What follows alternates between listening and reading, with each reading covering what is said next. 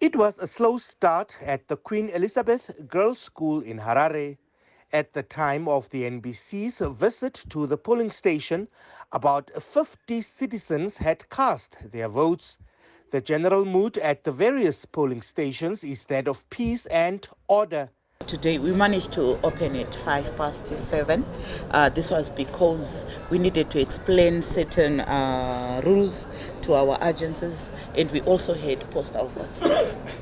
So that process sort of overlapped from 7 to 05. So far we have about 50 that have already cast their votes. But when we opened, we had about 70, and as you can see, they are trickling in. We have more voters coming in. It's peaceful, and the environment is free, and it's very fair. So far, we haven't experienced anything, no hiccups, nothing.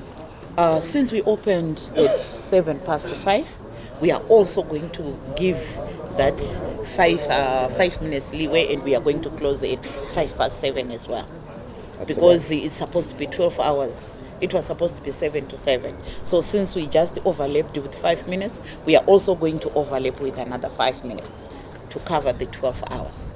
Some of those who joined the queue were eager to speak to the NBC, explaining why they are taking part in this democratic process. Born in the late 60s, and I've experienced the Liberation War, and I know how important it is for us to vote.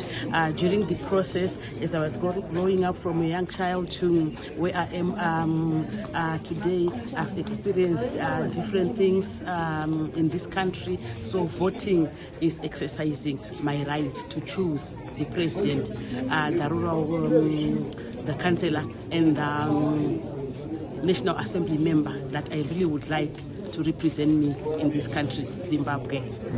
What are some of the changes, immediate changes, that whoever you are voting for, that you would want to see implement immediately? Quite a number, quite a lot. We want our education system to improve. We want a good currency. We want a stable Zimbabwe. People happy and people enjoying their country and the legacy that our great fathers left for us. Yeah. Generally, that's what I want. Everyone happy in the country, everyone enjoying a great nation, because Zimbabwe is a beautiful country. We have a lot of potential, and when we were born, things were great.